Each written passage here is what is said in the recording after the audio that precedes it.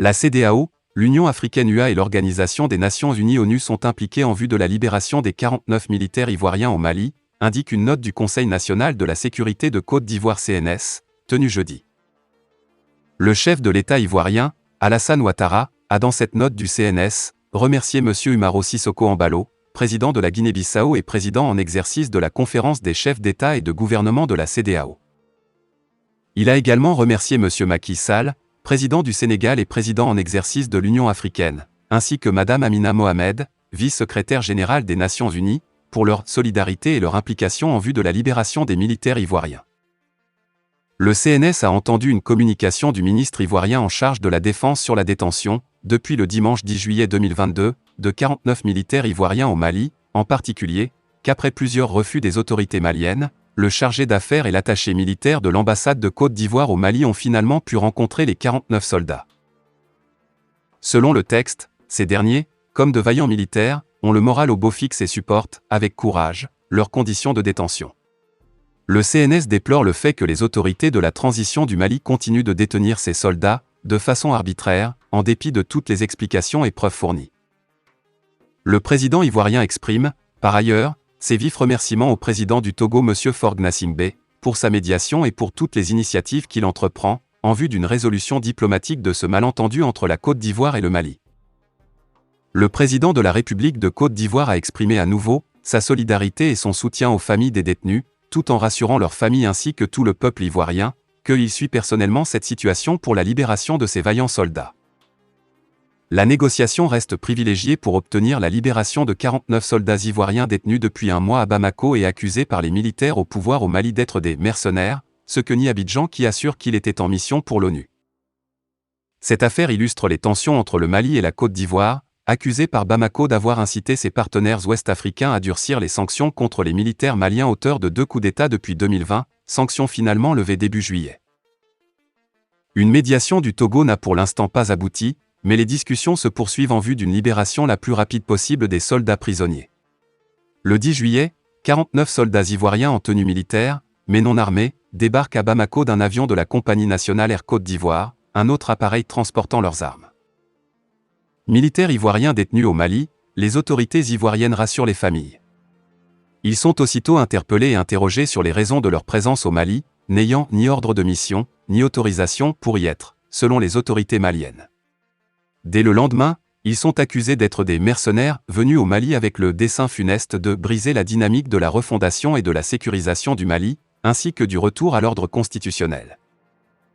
Le Conseil national de sécurité ivoirien, CNS, présidé par le chef de l'État Alassane Ouattara, exige aussitôt leur libération sans délai, affirmant qu'ils ont été injustement arrêtés.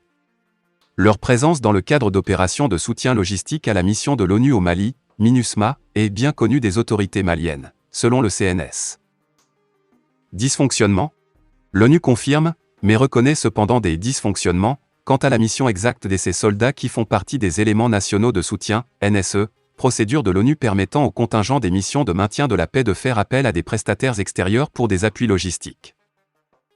La MINUSMA note que les éléments ivoiriens ont été déployés à Sénou, Bamako, pour assurer la sécurité à la base des NSE allemands dans cette même localité, au lieu de Tombouctou, nord, où est basé le contingent ivoirien de la MINUSMA, et admet que certaines mesures n'ont pas été suivies. Dans la foulée de l'arrestation des soldats ivoiriens, le Mali durcit le ton contre la MINUSMA, présente sur son territoire depuis 2013 pour l'aider à lutter contre les groupes djihadistes qui le déstabilisent par la violence. Les rotations des contingents militaires et policiers de l'ONU sont suspendues, son porte-parole, Olivier Salgado, expulsé, et ordre est donné aux forces étrangères de quitter une base de l'aéroport de Bamako. Dans le même temps, la junte malienne appelle à une médiation du Togo en vue de parvenir à un dénouement heureux, la libération des soldats ivoiriens, initiative acceptée par le gouvernement ivoirien. De premières négociations ont eu lieu le 28 juillet à Lomé, sans résultat. Le Mali a exigé que la Côte d'Ivoire reconnaisse sa responsabilité et exprime des regrets pour le déploiement de soldats sur son territoire sans cadre légal, selon des sources diplomatiques proches des négociations. Bamako demande également à Abidjan de lui livrer des personnalités maliennes présentes en Côte d'Ivoire et recherchées par la justice du Mali, selon ses sources. Autant de conditions rejetées par le gouvernement ivoirien. Pays frères. Mais nous poursuivons les discussions avec les deux pays frères, résolument tournés vers un règlement pacifique de l'affaire, selon une source togolaise proche du dossier. Le président du Haut Conseil islamique du Mali, Chérif Madani Haïdara, et l'archevêque de Bamako, Jean Zerbo, sont aussi intervenus auprès de la junte en vue d'un règlement à l'amiable, ainsi que l'influx chef religieux de Nioro, sud-ouest du Mali, Chérif Bouye Haïdara, selon leurs entourages. Preuve de la volonté apparente du Mali de privilégier pour le moment une solution négociée, la procédure judiciaire enclenchée à Bamako contre les soldats ivoiriens n'a à ce jour débouché sur aucune inculpation. La Côte d'Ivoire a privilégié le dialogue pour obtenir la libération de ses soldats et les discussions sont en cours, a confirmé le porte-parole du gouvernement ivoirien, Amadou Koulibaly. Tout est mis en œuvre pour que nos soldats rejoignent leurs familles, a-t-il affirmé, reconnaissant que ce sera peut-être long. Lors de sa dernière réunion jeudi, le CNS ivoirien a déploré que les autorités maliennes continuent de détenir ces soldats, de façon arbitraire, en dépit de toutes les explications et preuves fournies par les autorités ivoiriennes, pour attester du caractère légal et régulier de leur mission. Il note cependant qu'après plusieurs refus des autorités maliennes, le chargé d'affaires et l'attaché militaire de l'ambassade de Côte d'Ivoire au Mali ont finalement pu rencontrer les 49 soldats qui ont le moral au beau fixe.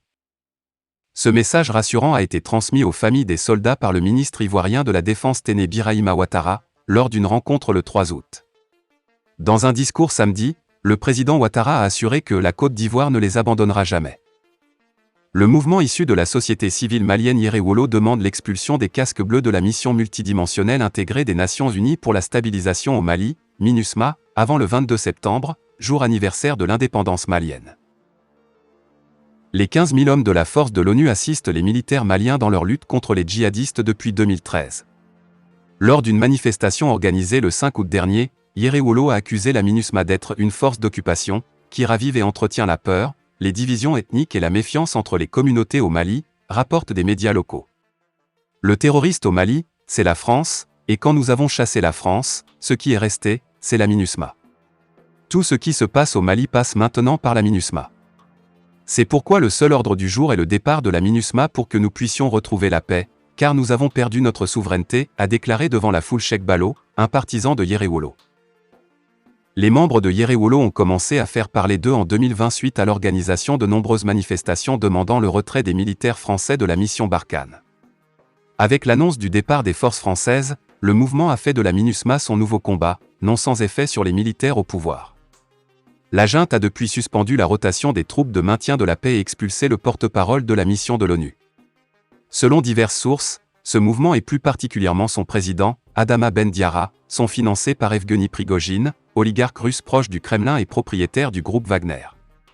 Adama Ben Diara, très proche de la junte au pouvoir, a par ailleurs été sanctionné par l'Union européenne pour avoir fait obstruction et compromis la réussite de la transition politique du Mali.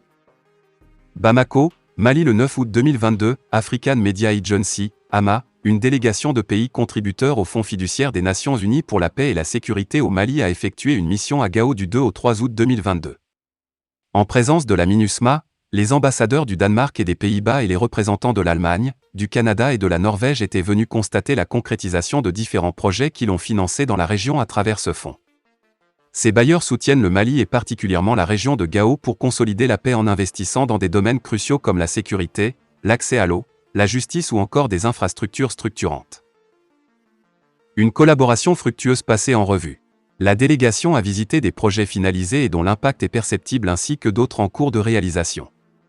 Cela a été le cas d'un projet de sécurisation de Gao grâce à l'installation de 250 lampadaires solaires qui ont permis de lutter contre la criminalité et de contribuer à la relance des activités socio-économiques. Ce projet qui a bénéficié à plus de 17 000 habitants de Gao a été financé par la Norvège qui y a investi de plus 774 millions de francs CFA. Dans le cadre du soutien au redéploiement des forces de défense et de sécurité maliennes, FDSM, et le renforcement de la protection des civils dans la région de Gao, la délégation s'est rendue dans les locaux devant abriter du peloton de surveillance et d'intervention de la Gendarmerie nationale, PSI. Sa construction et son équipement ont été pris en charge par l'Allemagne avec plus de 208 millions de francs CFA afin de soutenir le redéploiement des FDSM conformément à l'accord pour la paix et la réconciliation. Dans cette même dynamique, l'Allemagne a également injecté plus de 170 millions de francs CFA au projet de la police de proximité. Ce concept qui implique davantage les citoyens dans leur sécurité et leur protection a pour but de réinstaurer la confiance entre les forces de sécurité nationales et les populations. Dernière étape des projets visités, celle du chantier de modernisation de l'aérogare de Gao pour soutenir les opérations de la MINUSMA dans le nord-est du pays et l'installation d'un système de drainage de l'aérodrome pour renforcer la sécurité opérationnelle. Le Canada et le Danemark ont accordé une enveloppe de plus d'1 milliard de francs CFA à ce projet. À terme, il sera utilisé par l'aviation civile pour assurer les vols commerciaux intérieurs et internationaux qui profiteront à la population locale. Dans le même esprit, il y aura un accès accru aux régions pour les équipes de pays des Nations Unies et d'autres partenaires clés impliqués dans des projets humanitaires. Cette visite des bailleurs a été l'occasion de lancer le 3 août un projet de la construction de 10 forages dans 10 communes des 4 cercles de la région de Gao. Plus de 16 000 personnes dont près de 8 500 femmes seront à l'abri des problèmes d'accès à l'eau potable dans la région de Gao. Cette initiative a pu voir le jour grâce à une contribution de plus de 272 millions de francs CFA du Royaume du Danemark au fonds fiduciaire de la MINUSMA. À l'écoute des autorités régionales. L'occasion était propice pour les diplomates de s'entretenir avec les autorités administratives et militaires ainsi que la jeunesse de Gao sur les défis auxquels la région fait face. Il s'agissait également d'envisager les soutiens nécessaires afin d'y répondre.